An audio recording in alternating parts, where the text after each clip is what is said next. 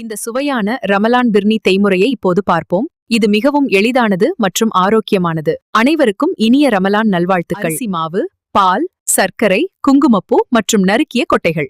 இந்த ரமலான் செய்முறைக்கு தேவையான பொருட்களை வரிசையாக அடுக்கி கொதிக்கும் போது அரிசி மாவை மெதுவாகச் சேர்த்து கட்டிகள் இல்லாமல் கிளற வேண்டும்.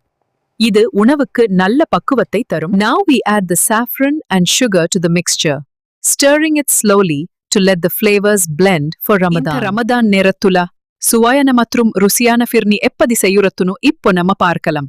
இதை கண்டிப்பா வீட்ல செஞ்சு பாருங்க.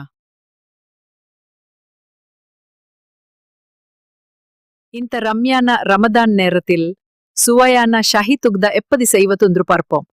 இது மிக்க ரசியான மற்றும் பெருமையான. முதியவர் ரொட்டி துண்டுகள், பால், சர்க்கரை, குங்குமப்பூ மற்றும் கொட்டைகளை மரமேஜையில் ரமலான் தயாரிப்பிற்காக அடுக்கி வைக்கிறார். ரொட்டி துண்டுகளை பொன்னிறமாகவும் மொறுமொறுப்பாகவும் வரும் வரை எண்ணெயில் போட்டு வறுக்கிறார்.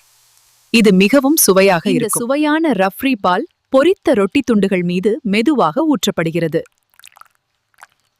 பாட்டி ஷாஹி துக்கடாவை பிஸ்தா மற்றும் பாதாம் பருப்புகளால் அலங்கரித்து புன்னகையுடன் தட்டை உங்கள் முன் காண்பிக்கிறார். இது போன்ற மேலும் பல சமையல் குறிப்புகளை பார்க்க தயவு செய்து சமையல் சேனலுக்கு சப்ஸ்கிரைப் செய்யுங்கள்.